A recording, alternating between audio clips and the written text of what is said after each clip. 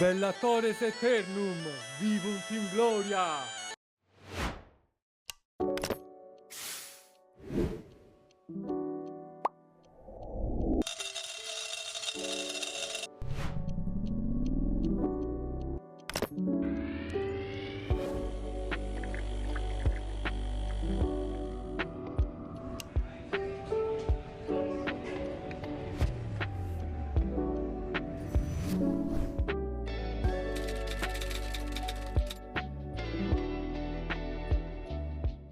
So first of all, guys, welcome to this special edition of the StarkCafe, where we are celebrating the launch of Eternum, and the game has been live for a couple of days with a bumpy start with some bugs, but it's getting better and better, and the game is so clean. We are gonna dive deep into it. We'll have a demo. We'll talk about that, about the tribes and everything. And I'm also very happy to announce two special guests, two special lords. And together with them, we are going to talk about the game, about their comments on the first days of Eternum, and also how to play the game. We'll ask them for some questions. So having said that, let's introduce my my guests. I'm gonna start with a very active contributor in the realms world, and is also known for somebody who's very bullish on friendship. And I'm talking about my friend Calcutat. So let's introduce him how he deserves.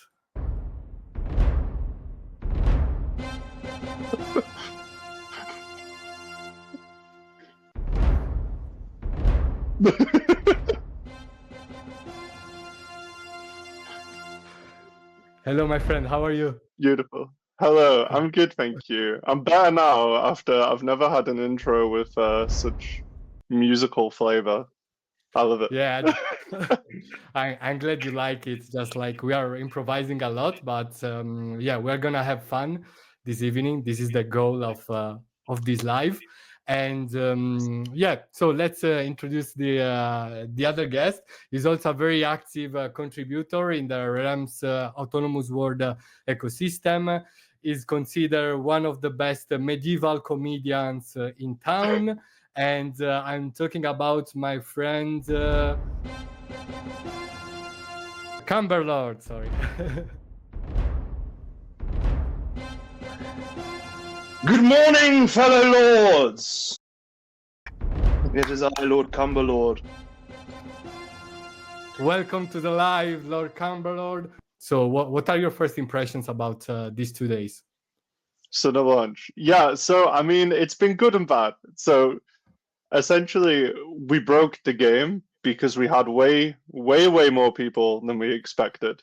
So although the game did break, and it is up now, it's working fine. The devs have done like an unbelievable job scaling all the infrastructure in like 2 straight days, which is unbelievable, and props to literally all of them. Like 2 straight days, no sleep, like 20 people pretty much between Cartridge and the Realms of Eternum team. Like unbelievable job by them, like rebuilding the entire front end infrastructure. So yeah, I mean, it's went bad, but also like I'm not going to complain that we have too many people playing the game. So I'm happy. I'm happy. Yeah, it's good. Very good. I'm feeling good. What about you, Cam? Especially as it's working. Yeah. Well, when a game that's not working can still keep you up until 6 o'clock in the morning, it's probably a sign that that there's something addictive about it. No, the game. I think the game is really wonderful. These periods of when these guys have managed to get it playing and get it fixed, it runs so smoothly. It's such a beautiful experience, and the collaborative nature of it all, getting together into these tribes, and like Calc said, huge props to the devs.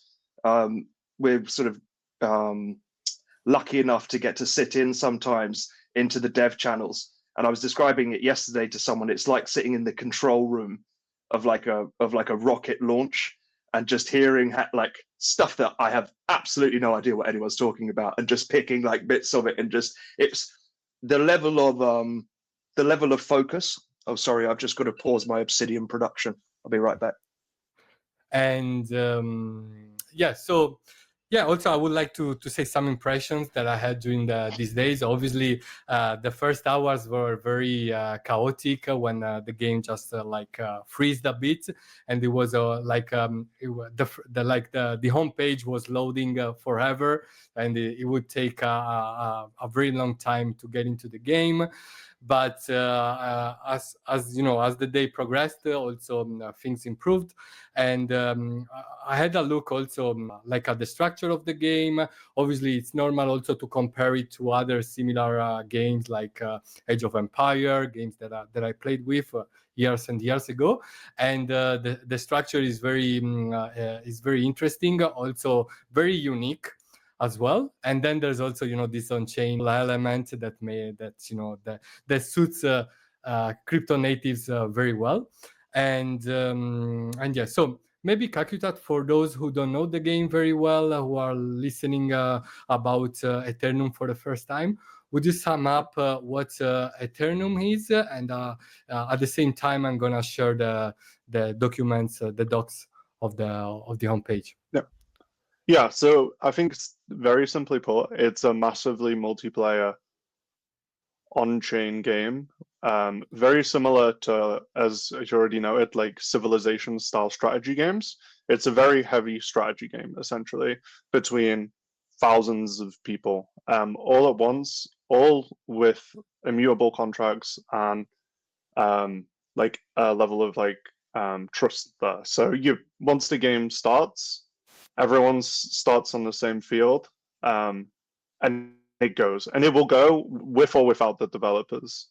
And as it goes, you're battling to accrue points. Once you get enough points, you call a function on chain, and then you win a prize pot that's pulled in through fees within the game. So it's created as like a very sustainable structure where people have to use lords to be able to play and create resources within the game, but also to win, you've just got to beat everyone else. So it's play to earn, but it's sustainable play to earn versus infinite inflating token Ponzi. Everyone puts in funds, little bits are taken out, and then someone wins the pot. It's a fully trusted, sustainable game. Which, yeah, I'm pretty hyped about, to summarize. Yeah, very good. It's a very good summary. And we could also remind that when the game spawned, when the game began, there was also the generation of 28 ERC20 tokens connected to the game, right? We're talking about the resources. Yep. So each resource is a token. Am I right? Yeah, correct. So there's 28 different, there's 22 resources, 1 donkey, and then your troops.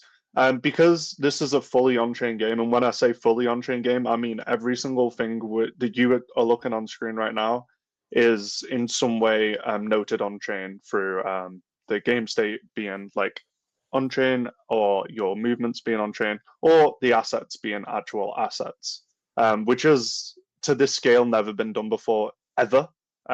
Just to make that clear, this is a heavy lift of a game to be able to create. But the 28 tokens are all the different things you can trade in game. So although you are essentially locked in to move your resources around, there's these structures called banks. I think people might have heard of a bank before. And if you take your resources to the bank, you can bridge them out of the game. So there's still physics within the world where you're trading around your resources and you're moving them around, and you can't move faster than light speed. You can't just teleport stuff around the map. But once you get your resources to a bank, you can then take them out of the game, and then they're on the blockchain fully. And you can do whatever you want with them. You can trade them, you can burn them, you can sell them, do whatever you want, assuming someone wants to buy them, of course. But yeah, that's the whole point of this. It's a fully on-chain game where you are the true owner of literally everything in it. Be the assets, be the actual state of the game. You can trust the entire game is going to run this way. Whether the devs could turn off the servers, but the game is still going to run. And if someone really, really wanted to, they could go into the contracts and call the functions and call end game. You know what I mean? Even without the devs. Okay, we're not maybe at the point where there's enough clients to be able to just turn off the servers, but like we're getting there. And as you're saying, this is season 0, so it's there's been some hiccups, but yeah, I'm excited about it. Yeah, so far so good. I'm also very excited. I'm having a great time. I've already upgraded to a city. I bought some resources also using some lords, and also with the help of Cumberlord and the other members of the Focg Boys tribe, I'm progressing in the game. And yeah, I'm like I wanted to say also that the onboarding experience is pretty good through the cartridge controller. Let's spend some words on that.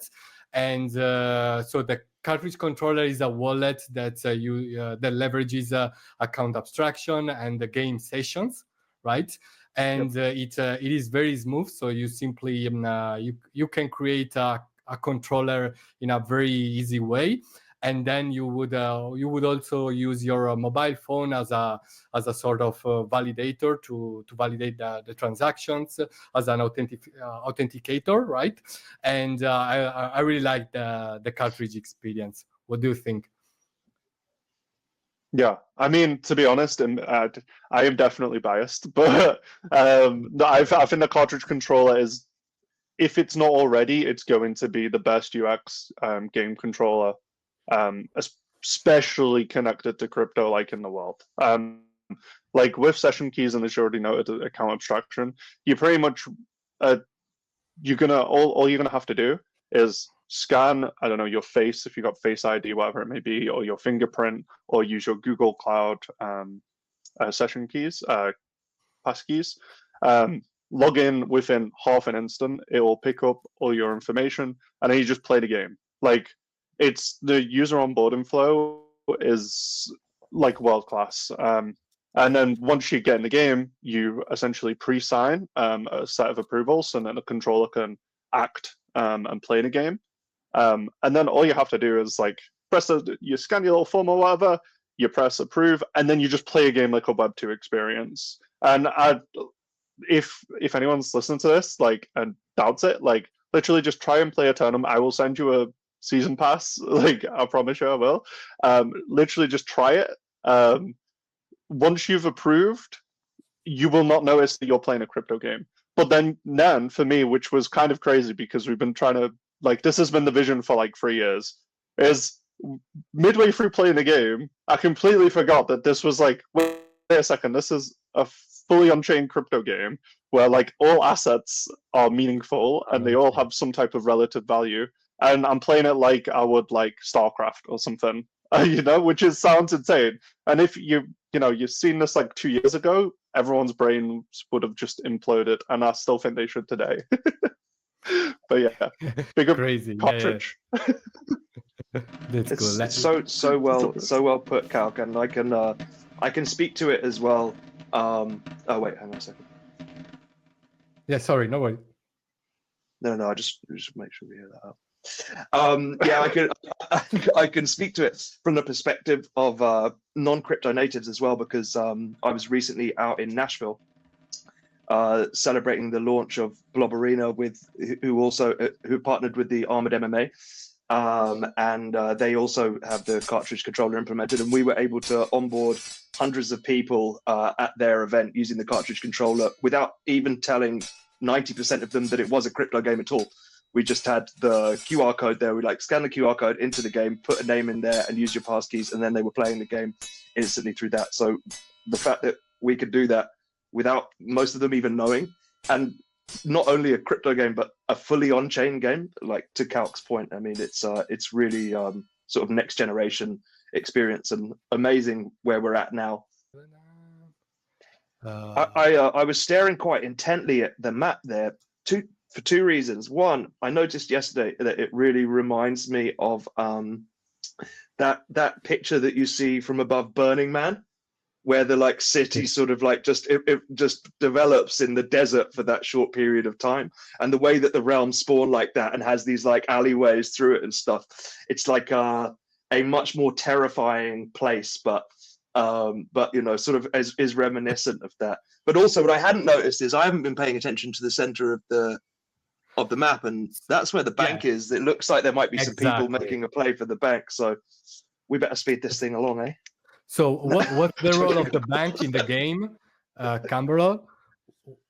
What's the role of the bank in the game? Actually, my style of play sort of emits the bank a lot. I'm sort of a populist socialist leader. So within my tribe, we do a huge amount of just put up a sell order at a super low price and transfer it in amongst at a price that nobody else would possibly sell it to them for, and transfer it in amongst our ranks.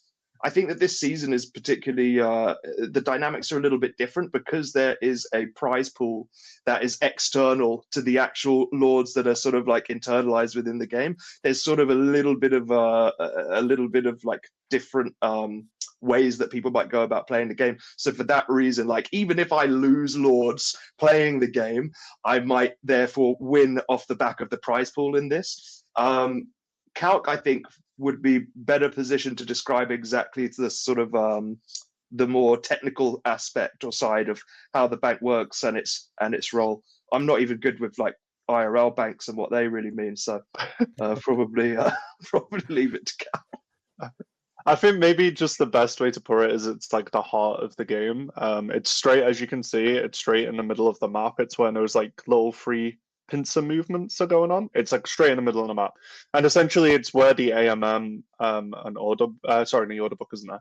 The AMM is based. So this is the cool thing about the game being on chain, is you can actually have a physical location to these contracts essentially. So the AMM, although it is a fully on chain AMM, just like Uniswap, it actually has a physical location in game, right? And that's the bank. But the cool thing about that is that because it's got a physical location and it's like an object in the game, it means people, as you can see Lord KB is trying to do, is take over the bank and own the AMM, which, I mean, when the heck else can you do that? Because this is a real AMM. So yeah, people will fight over stealing a bank, because then they'll get all the fees that the bank has accrued, and the bank takes a hefty ass fee.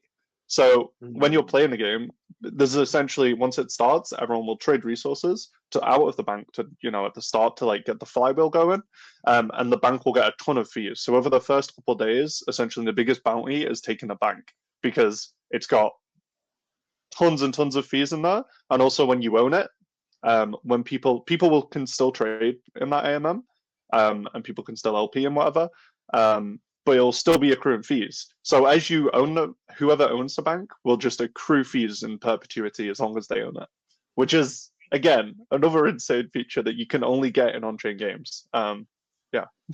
That's great. Yeah. So guys, for those listening and also like watching us, the bank is this White House here. And as you can see, it is being owned by KB, right? And so all the realms are managed by people, or are there also some AI agents? So this first season, there's no AI agents that people. There's no AI agents playing the game. But for the next one, or maybe the one after, possibly, there will be AI agents playing with season passes fully autonomously in the game. The only reason there isn't currently is because we wanted to get the game out now, essentially, but essentially give Loaf a few more weeks. And it's done, put it that way. So yeah, next season for sure, 100%. Okay, that's great. So Cumberlord, maybe you could guide us through the game a bit, also about the most important components and tools of the game. I don't know if you feel like it. Sure, yeah, I can try. I would say that in my experience, one of the most important components is becoming the leader of a tribe, or at least being a part of a tribe, more like, not only for the fun of the game, for being able to piggyback off more experienced players in games like this, or also who have been in the ecosystem for longer. But also, as I said, being able to create trades and agreements and strategize and do all of this sort of real wartime planning in a way which for me has just been like an insane experience. And it's definitely, for me as somebody who's like not so familiar with playing games like this but can play 14 hours a day of it, it's like a real sort of learning curve experience. So I was able to negotiate with the whale to get a significant number of passes, which are realms, which I've been then distributing to our members of the Focg boys, and then also to have like a number of those myself. And my instinct was, okay, go for all the most rare resources, etc. They'll be the ones that will be the most valuable, etc.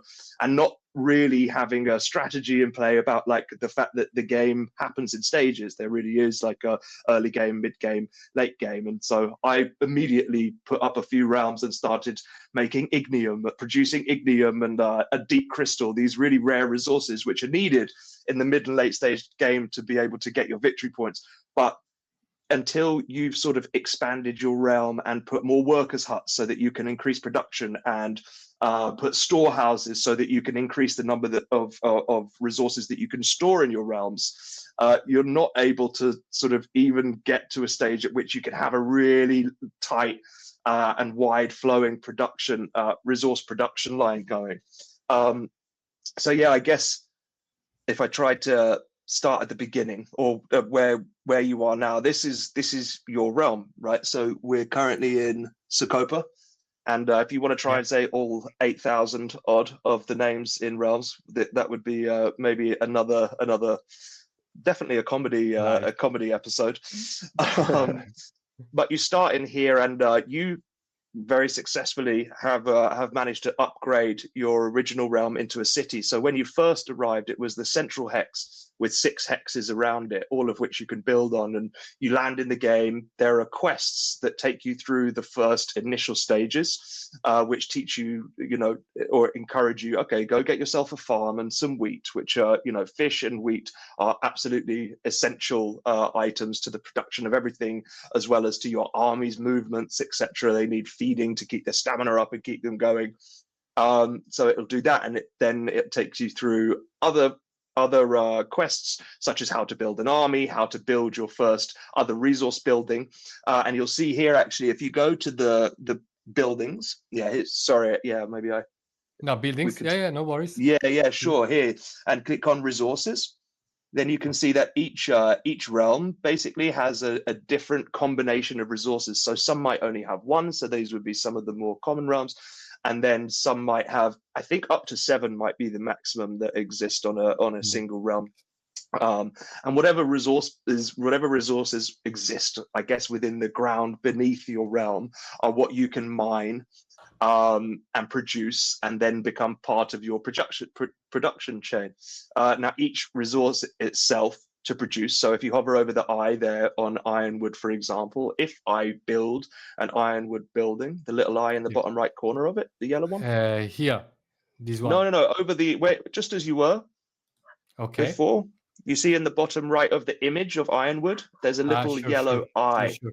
So when you hover over it, then, maybe we're slightly too zoomed in. It will tell you what resources it consumes in order for you to have to produce that.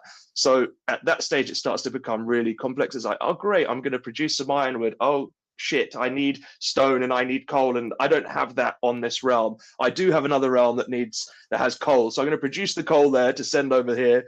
But coal needs wood and stone to produce it. And shit, I don't have that there. So to actually be able to develop your resource production involves a lot of work if you're managing it over 14 realms or 20 realms or whatever ludicrous amount some people decide to try and play.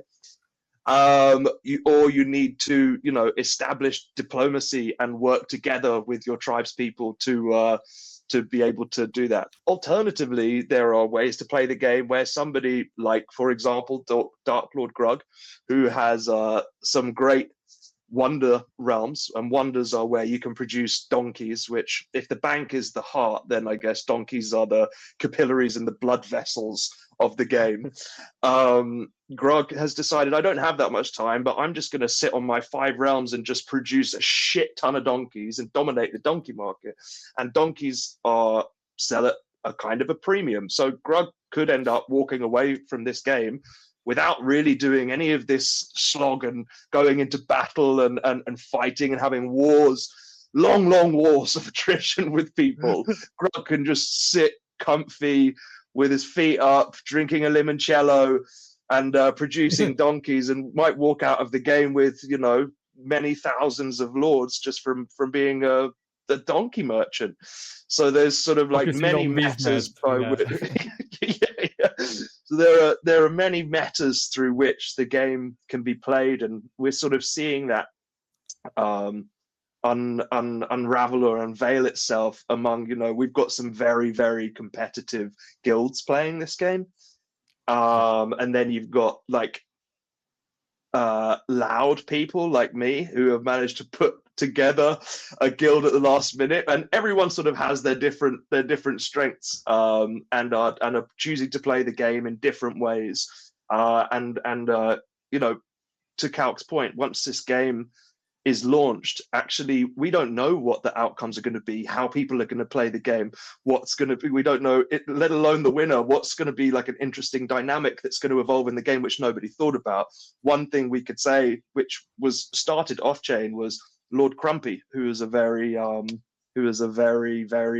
good player, has been around realms, I think, from very early, and was a very strong player in the preseason. He decided to establish him, to denounce his allegiance to any tribe before the season started, and to start an auction for his mercenary services. So in the week before the game had even started, I was making deals with other tribe leaders to get, you know, to put our money into a pool to get his services so that we could all destroy our common enemy, Wast, and Overmillion, and make sure that we put an end to his tyrannical reign for the rest of all time.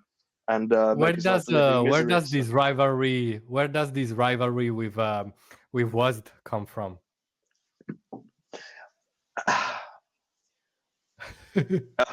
Comedic thin air, to be honest. It was, and then I don't know. I'm starting to understand myself. You need enemies in life, yeah. Yeah. I've started to understand myself as a little bit of the prince of the side quest. So somehow, what started as a joke has become like the most important thing in my life for the next 3 weeks. So yeah, it was, you know, we talked about making a video to try and grab the attention of Anthem, and in that, just in my script writing, you know, it was to put a call out. It made it obvious we need a villain, we need an enemy, and thankfully, Overmillion has you know, stepped up to the plate as a very worthy villain. And it's great to see these rivalries sort of shape the narrative and create such deep lore weeks before the game had even begun. So yeah, excited and not even slightly anxious about what's to come. Yeah, just to add on that too, like it's been really inspiring seeing like all the off-chain communications in this, although this is a fully on-chain game and all that. Like it really just does show that the heart of all this stuff is the people. Like I made we wanted to see like what actual guilds were playing so they could communicate and produce these things called naps, which we've added, which are non-aggression packs, which just means we're not going to fight or people have alliances. So I literally just lobbed up a spreadsheet the other day, and then before you know it, you've got like 20 different guilds in there all agreeing to like the non-aggression packs, and then they're going, oh well, this guy's got this, so I'm going to go off and I'm going to form an alliance with them. And this is all just happening totally organically by the community. Like there's literally no gatekeeping it. It's literally just people who like want to play the game. They're going to battle it out. And like, yeah, it's so awesome. And then also, so we obviously had the issue where the game melted because it was too popular for a day or two. And then because how the game starts is you settle your realm and then you have 24 hours to you get immunity. So no one can kill you for 24 hours. No one can raid your realm or take your realm. But after that, it's free for all, right? and everyone's used to knows that criteria. So once we knew the game was about to go live about an hour or two before, live again, I guess. I think it was over. A couple people were like, "Why don't we just like make this immunity period by just social consensus?" So we had literally just put in Discord, tagged everyone on the guilds, and then just everyone immediately went, "Okay, yeah, I agree. Let's just not attack for the 24 hours." And then lo and behold, for the first 24 hours, literally no one's attacked one another, although they fully could. So it's just been really cool just seeing how like these naps and like alliances are playing out just totally off chain, just through like social coordination. It's been really cool. But yeah. I think that there were some exceptions though. I think somebody Yeah. engaged in battles with bandits as well. Yep. Who are like players, right? Because at first I thought, well, there are these battles against bandits because maybe they are AI agents, but it wasn't the case. No, not in that case. I mean, there's always going to be some, but like the main like top 20 guilds and the massive amount of people all did it, which is so awesome to see. And I mean, I think it even adds a bit more spice than there's a few people just like going out their way to be like, I'm gonna fuck these guys up anyway, and then anyone can just attack them because no one cares. So it's like you broke the rules. Okay, you're for fighting and enjoy.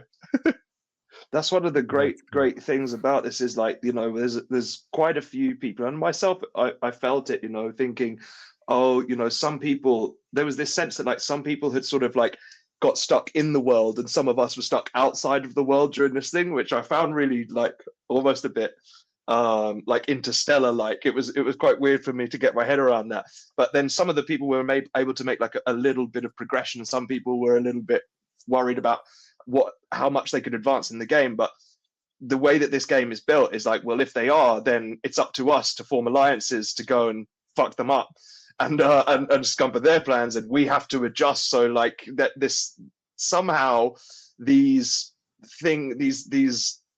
artifacts of the game and its inception and its strength become part of the history books and of how it went. And so the victory of this season will be all that much more historic, you know, of somebody coming through all of that in the beginning and becoming the victor in that way. Great. And yeah, I also have like a question about the prize pool, which is around 1 million lords, which is about 200k, if I remember well. How does this prize pool get allocated, and how can people win these rewards? So there's a few different ways. So I think there's 3 or 4. So the first one is based on points. So you accrue points by owning hyperstructures and the mines. So people accrue points through playing the game and beating people, etc., etc. And then the people with the top points will get a bigger chunk of that prize pool. I believe it's the top 10 or 10 to 50 players. I can get the exact numbers up if you want. But yeah, so it's that. And then also through cartridge controller achievements. So if you press on the top right of your screen, you can see the little cartridge controller, and you should be able to see the achievements in there somewhere. Yeah, it must be here in the support. No? But yeah, okay, in the trophies. Yeah. There you go. Sorry. But yeah, there you go. So there's also going to be a distribution of those 1 million lords, a portion of them through the controller achievements. So I would recommend doing all of them if you can. The exact distribution will be decided at a later date. But yeah. And there's also creator incentives in there. I would join the Eternum and Mysteries Telegram group. I can put a group, a message in the chat with the link to it. But essentially, go out on Twitter, tweet out stuff, talk about your experience. Doesn't have to be good or bad. It can be whatever you want. Just be in a mystery and talk about the game, talk about realms, talk about it all, and you'll be up for earning some lots too. Awesome. And yeah, so you were mentioning that up to 5, like a couple of hours ago, there was a truce, And unfortunately, I have some internet connection, maybe because. Anyway, you mentioned that there was this piece until a couple of hours ago. And have you already seen, maybe for Cumberlord, this one? Have you already seen some battles in action? And also, how do you see the situations in terms of tribe, which is the tribe which is performing in the best way so far? Funnily enough, Lord Nurstar, the pact ended the moment this call started. So I'm hoping that my enemies are not watching this whilst closing in on my realms. I think this opening period, it'll be interesting to see who's making moves. I'm sure that some people have more of an overview of exactly what the tactics of the other tribes have been in the early game, but knowing that many have had, some hundreds of realms and being very organized, it's very likely that there are some very big, nasty armies somewhere on the map. And what the tactics of those will be, whether that'll be defensive so that they can, just sort of go hell for leather on the resource production, or whether that'll be more of an aggressive tact. I know that there will be, a few tribes that will be very competitive, and at some point I think they will have no choice but to attack each other to try and slow down and drain some of the resources. Whether that's going to happen immediately today, I'm not sure. Yeah, I think it's. I see that we were overtaken by West. Look in what in the leaderboard. What? How? I actually don't know what this leaderboard. What determines this leaderboard? I can't figure out which. There's like realms, the number of realms, the number It's, of mines, the number of hyper. It's currently number lords. But it's the number of lords that they would get if they win. Oh yeah, if they stay in this position. It's that looks like no that. Idea. I don't think that this is currently particularly meaningful. There's no obvious structure to what those numbers are. So I'm not looking or worried about that just yet. But yeah, there are a number of alliances that have been negotiated between tribes. There is certainly one common evil enemy, which a lot of us would like to see go down quickly. So it'll be interesting to see who's up for that challenge and who sort of takes the aggression to the other teams. I feel at some point, somebody will just decide. Also, whilst there are non-aggression pacts between lots of different tribes, for sure, like with any game, some people will be more casual, some people will probably drop off. So even though there are non-aggression pacts, there will be a point at which it will make sense to raid and take over realms of non-contributing players for the resources to be then useful in further battles and et cetera, et cetera. So yeah, it's at this early stage, like a few days in, it's everything to play for. It's very exciting. And I also see this empty space between the central area where the bank is and the rest of the world, let's say. And is that space like full of resources? Of mines? And I mean, people couldn't spawn up realms there, right? In this tribe here. Yeah, I don't know actually like the sort of equation or the mathematics or what went into the decision making of creating that gap. I guess like visually and just from the excitement, it almost creates like a little bit of a Colosseum arena and gives some space for people to come in and have this war of all wars in and around the bank. Which again, to what extent the bank will be fought over heavily will depend on how people are using it, how people are using the AMM.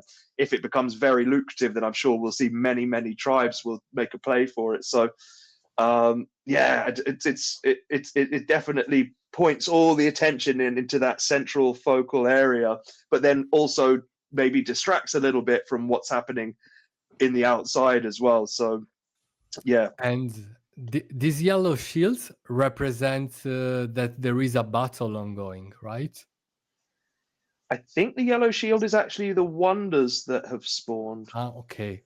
I see. Is that, do you know, Calc? Well, you're making me question myself.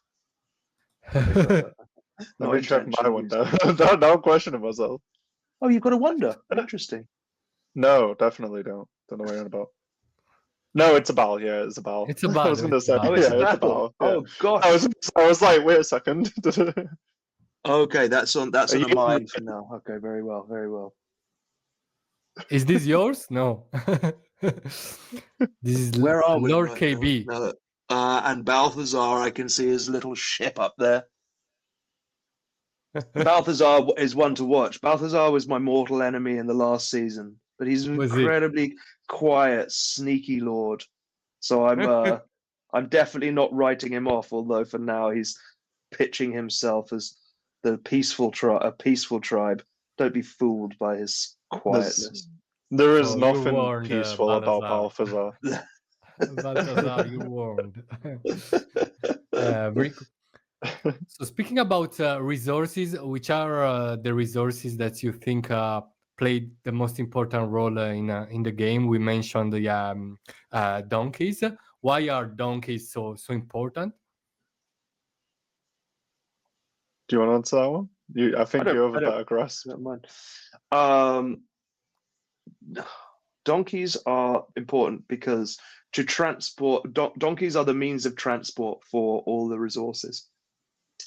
So in order for me to transport my gold, my rubies, my wood, etc., I have to transport them across the distance of the map between two realms, or between myself and the AMM, or between the other person that I choose to trade with. And the number of donkeys that it takes to transport that amount of material, that amount of resources, based on kilograms. So there's some genuine physics here. Now, the production of donkeys is not cheap. So encouraging people to actually have to think about how you're using your donkeys. And they're the only resource which actually it costs lords to produce. And maybe Calc wants to touch in on it here, but this creates, interestingly, a deflationary mechanism within the token, because these, as I understand it, I hope I'm not speaking out of turn, these lords that are used to produce donkeys will end up being burnt, as I understand it. So yeah, one of the reasons why they're really very interesting. Unless, do you want to say anything else on that, Cal? No, there's a meme we created where it's a donkey 1559. If anyone knows the IP 1559, that's what because you burned them, right? It is, yeah. Exactly. Sorry, continue. Yeah, no worries. It makes I love this. Yeah. So for those who don't know, EIP, what was the number? Sorry, 15? 1559. 1559. 1559. 1559 was the EIP that introduced the burning of some of the Ethereum gas fees, and obviously that has the potential to make Ethereum deflationary, even if for some limited amount of time, especially when there is a lot of congestion, right? A lot of demand in the L1. And very nice comparison with donkeys. And so in fact, like I noticed that donkeys are one of the most expensive resources in Eternum, right? For example, in order to buy 100 donkeys, you need almost four lords, and on average, how are the donkeys calculated every time you need to for example, let's say I'm gonna buy 10,000 stones, and I'm gonna here click on swap, and here it says that donkeys burned for transfer are gonna be 20. I noticed also that there are some there's a legend here about the kilograms per unit, so each resource has a different weight, right? And I guess based on that, the donkeys are calculated for each transport. How does it work? Absolutely like that. correct. Okay, Yeah. cool. Yeah, exactly. That's the cool thing about having digital physics. You can have these fun like interactions in game where like if you want to move your stuff around, you actually have to do something or like burn something, I guess. Use energy, and as I say, I think the best comparison of donkeys is like it's the lifeblood of the game. And it flows through like logically in the game as you need to burn donkeys and you need to use that energy to be able to like move your stuff around. And then again, that's the cool, like this is the really cool thing about this being on chain is that you can have these actual like values and like physics within the game which are like absolutes.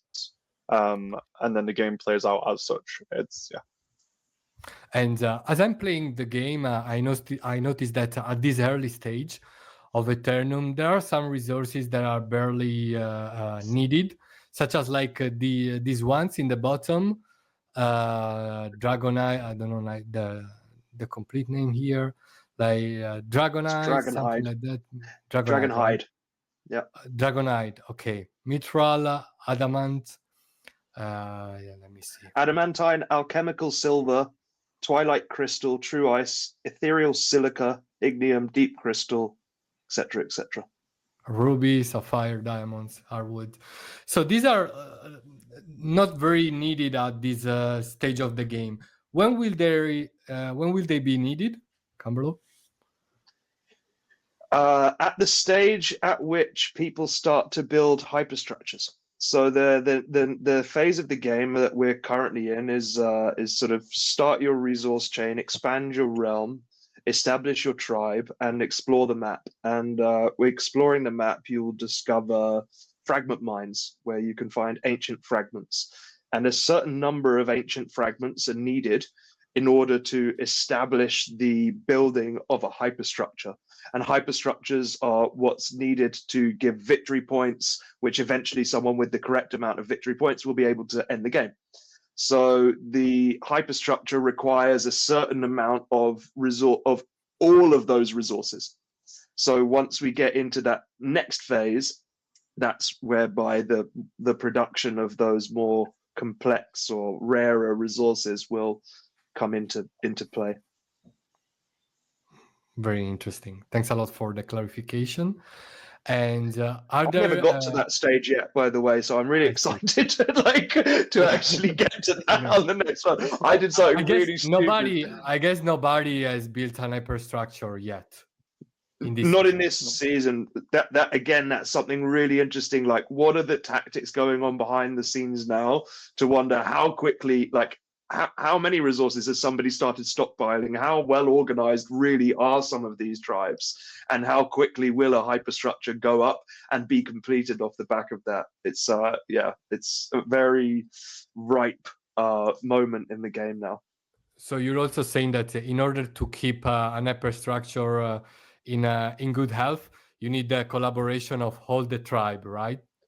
Yeah, well, interestingly, as I understand it, I can also contribute to the building of a competing tribes hyperstructure and earn individual points for me and therefore thus for my tribe. So whilst it's going up, actually there's sort of like there may well be a rush for everyone to throw their resources at this hyperstructure so that they can claim some points in the early game. Then once it's up, then the distribution of the ongoing points, the perpetual points that hyperstructure is creating, go to the people that it's decide. Whoever was the person who put it up, I believe, decides, right, 20% to Cumberlord, 50% to Calc, whoever is the contributors and who's part of that tribe, and it keeps then perpetually giving out these victory points. But it can be contested, so it becomes much like any of the other realms, a threatening place where we could see big wars and battles. And especially if you see tribes and individuals start to pull away, you can definitely expect that people are going to, assemble righteous armies to put a play on those hyperstructures and Very try and take them exciting. over. And what about mines? Where are mines located in the game? So I actually don't know this, Cal. Maybe you know if it's randomized, like how where the mines spawn. But essentially, they're distributed in and amongst the whole map, in between where you spawn. So that's the purpose of, say, that realm right in the center there is a realm, and then above it, exactly there is a fragment mine. So the fragment mines They are fighting. They are fighting for in this battle. They are fighting for the mine. They're not fighting against another player currently. The fragment mines are protected by bandits. So actually, the number of bandits that are protecting a mine, as well as the number of ancient fragments that can be mined from it, are both random. So you don't know exactly how many you're going to be able to extract from it, and only once you discover it and you hover over it do you know how many bandits are actually protecting it. So there's again a sort of decision that has to be made. Well, how big an army do I need to put together in order to be able to comfortably take over this mine? Is it going to be worth it? There's some luck involved. I'll only know once I take it over how many fragment mines I'm going to get it. It might only be 100,000, and you need 3 million, I believe, to start a hyperstructure. So the interplay of like the decision making on where to put your resources and some luck is good. Sure, into absolutely. That luck is always needed in game. And so bandits, you were mentioning that like bandits are players, right? Or they no? Okay, there are sort of in-game asset. Sorry, in-game. How do you say in gaming? I would say AI players, right? So to an extent, but I guess just that. No, it's not all numbers at that point, isn't it? Because the battle mechanics are all just based on numbers. So it's just a certain amount of armies of bandits exist within there, and I just need to have enough that I can overwhelm them and take it over. Like they won't add to their armies. The battle mechanics, if I go into war with another player or another tribe, is the battles last for such periods of time that they can send reinforcements. Calc could come and join in, so a battle between players could go on forever. Sure. You can create during the battle. You can create an economy of war, right? That you focus. Exactly. You focus in order to gather resources to win the war. Exactly, and it won't be that way with the mines. It's just, this is how many it is, and that's what it's going to take for me. Unless it becomes contested by another player who decides actually they want to come and fight on the bandit side, which I haven't seen yet, which would definitely be interesting. That has been done before. Someone did down test. Yeah. I think it was Crumpy actually did down test. Now I'm pretty sure reinforced bandits. I'm sure it was someone like him. But, that legendary mercenary. And also for those of you guys who are watching and need some help in playing Eternum, remember that there is also a Lordpedia window here, and it will help you finding any information you need to progress in the game. Also, I've been studying it for the past days. It's very well written, very informative and very easy to grasp. So whenever you have some problems and doubt, just head to the Lordpedia window and you will get some help. And I don't know, guys, if you would like to add something else on the game, like so for the time being, you said that it's still early to see which tribe are winning or are ahead, or are very, very early. When do you think we'll be able to see, that there are some tribes which are more ahead of other ones? Like 2 weeks? Sooner. I think it'll become pretty evident pretty quickly. I don't know what you Calc. Yeah, days probably, and we'll start seeing some form of leader, or at least people starting to show a hand, because at some point, they're going to have a ton of resources and stuff to spend. And They're gonna how have to long start will the spending it. season? How long will the season last, in your own view? Well, that's like the fun thing, because this is like the keys are off. This is a true autonomous game. I think maybe Autonomous World is maybe too far, but like the way the game ends is someone accrues enough victory points to call a function on chain. When they call that is totally up to them. They could just not call it and try and get more, accrue more points, and try and just decimate absolutely everyone, and then just take everything. Maybe that seems very tricky because also someone else might get enough victory points to then call it first. But yeah, we really don't know. The last season on testnet, I think, was 3 weeks or just under. But like that's the fun thing about mainnet, because this has all got value attached. You really don't know. Maybe people might drag this out way longer. Maybe it will be people will be even more concise and more efficient and just like destroy it in like a week or two. I doubt it'll be a week, but that's the cool thing. We really don't know. No one knows like what's gonna happen. Yeah. No one knows what people are gonna do. It's great. So yeah, Also maybe a because few I weeks. guess that, yeah, and also seeing that there is, we are on mainnet, so there is a real money being spent. So it will Yeah. also depend on how much money people are investing on the game, right? Yeah. If people sink like every single lot they've got into this game, maybe they can get themselves further ahead than everyone. But even then, you're going to be burning so many lords. Like you're going to have such a big target on your head that everyone else in the game who is essentially building up resources at pretty much the same rate as you anyway is going to go, well, we're just going to take all your stuff. Like, bye bye. Yeah. So yeah, How does it's going to be the interesting. pillage and the battles work? It's relatively straightforward. So I would check the docs for the precise numbers, but essentially each unit has a number attached, and it's essentially a game of like rock paper scissors. Essentially, you have more number, he has less number, you probably win. But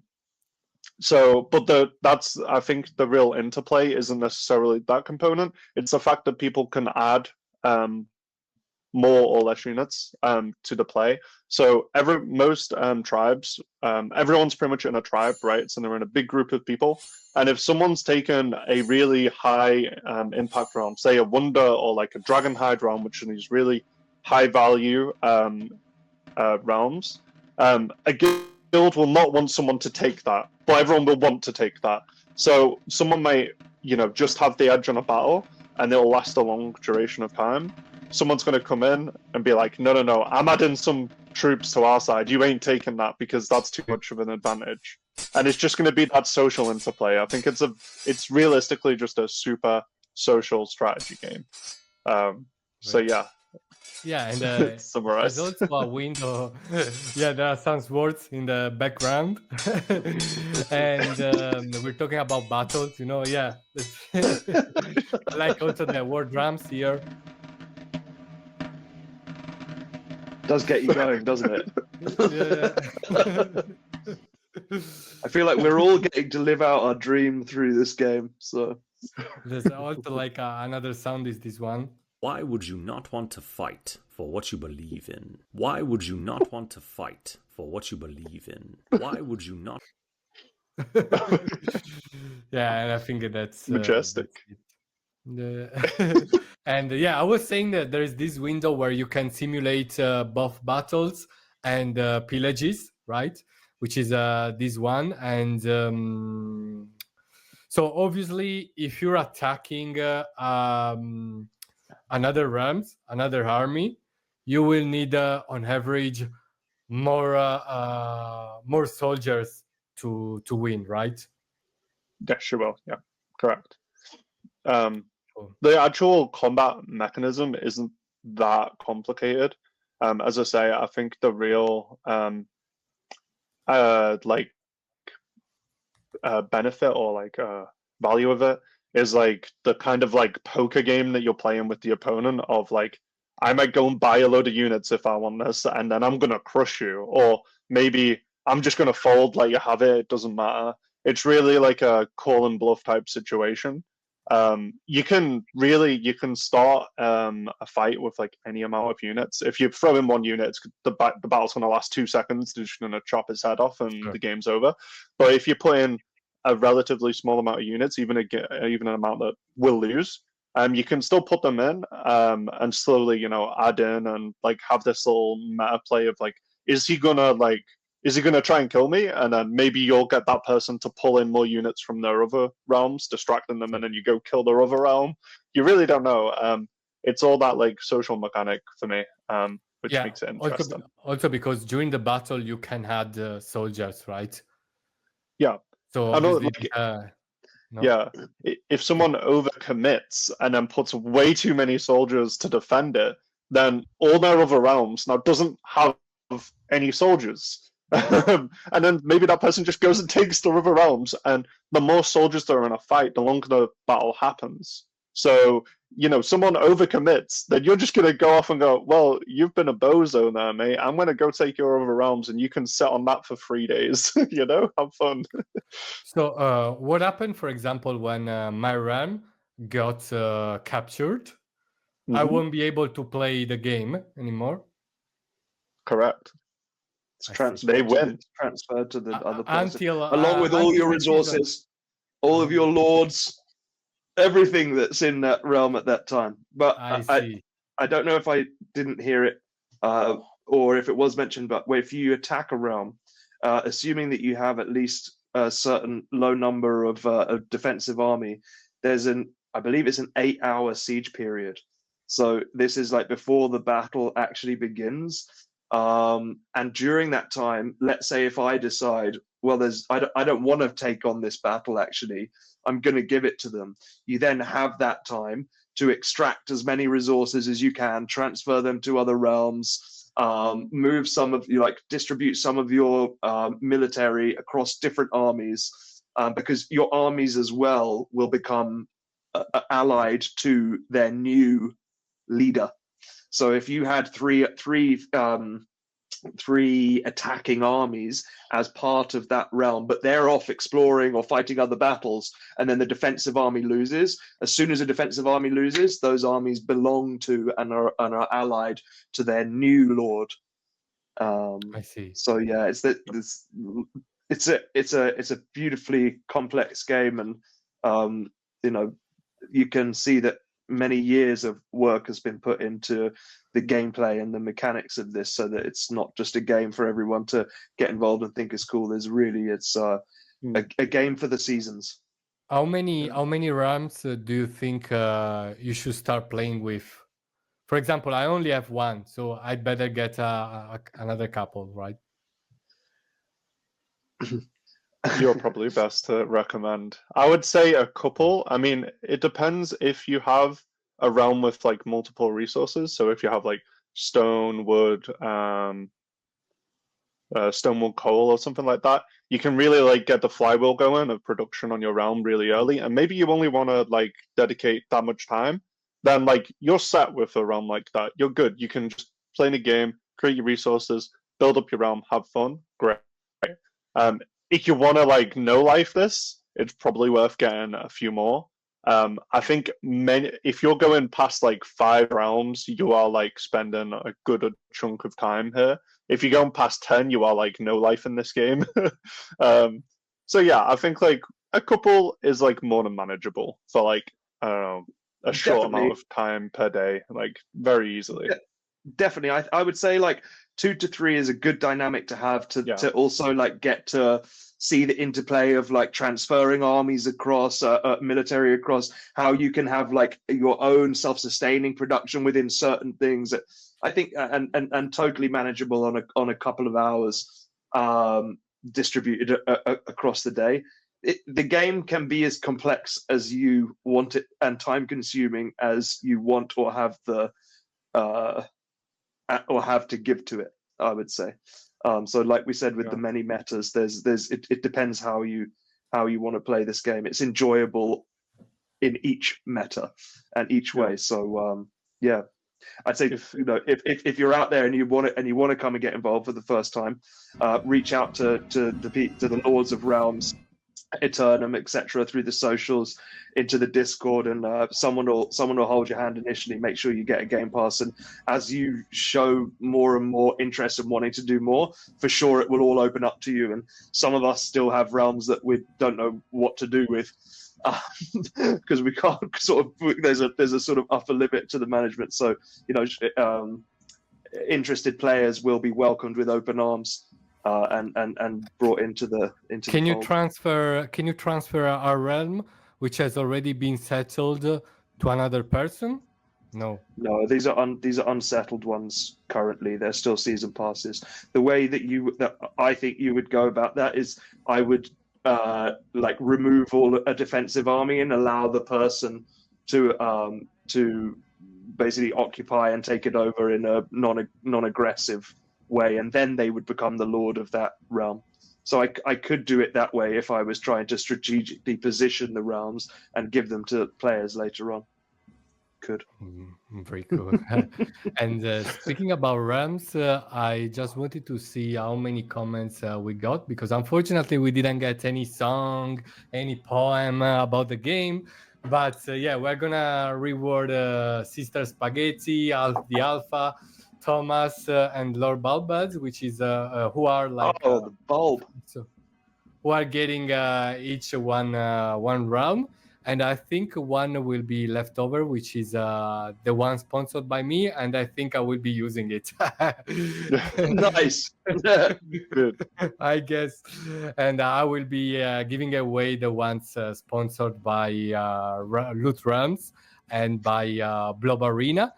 And so when Blob Arena on mainnet, Cumberlord?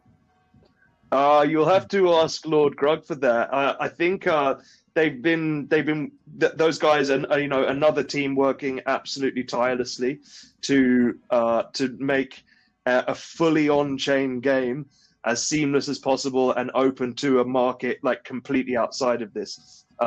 I would love to share, but there is some great news that Grug should be the one to share about moving into the next year, which I think will mean that there's a very bright future ahead for Blob Arena and potential to onboard some significant numbers from outside of our space in the next year. So watch this space for Blob Arena, and big up the lair. Stay tuned, guys, for Blob Arena, and for also the next seasons of Eternum will be very exciting, I guess. Provided this one will not last 1 year or something like that. Let's see. We'll see. It's gonna. Our families are all gonna hate us over Christmas. There's gonna be some serious dramas. Yeah. Yeah, exactly. Our wives and fiancés are gonna complain about our gameplay, and anyway, guys, as we approach the end of this special StarkCafe about Eternum, first of all, I would love to thank our listeners and our audience for coming. We are also producing an edited version of this live, which is gonna be published, I guess, next week. I'm gonna work a bit on that, and obviously, thanks a lot to Cumberlord and Calcutat for taking some of their very precious time away from gameplay and to dedicate it to us. Thanks a lot, guys. It's been a pleasure. Thank you so much for having us. We always have time for Star. You're the best. Mm-hmm. Awesome, man. Thanks Honored and grateful, and I was look forward to fighting with you and the Focg boys.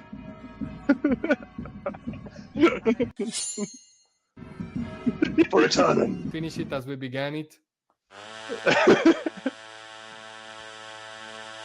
Oh, sorry. Okay.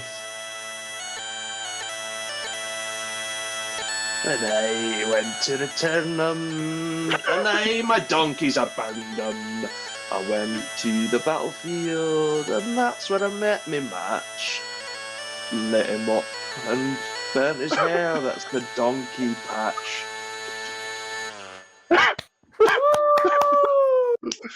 Great, guys. Take care. Enjoy your play. Take care. Cheers, guys. Take care. Great to see you. Thank you so much, Nostra. Ciao. Pleasure.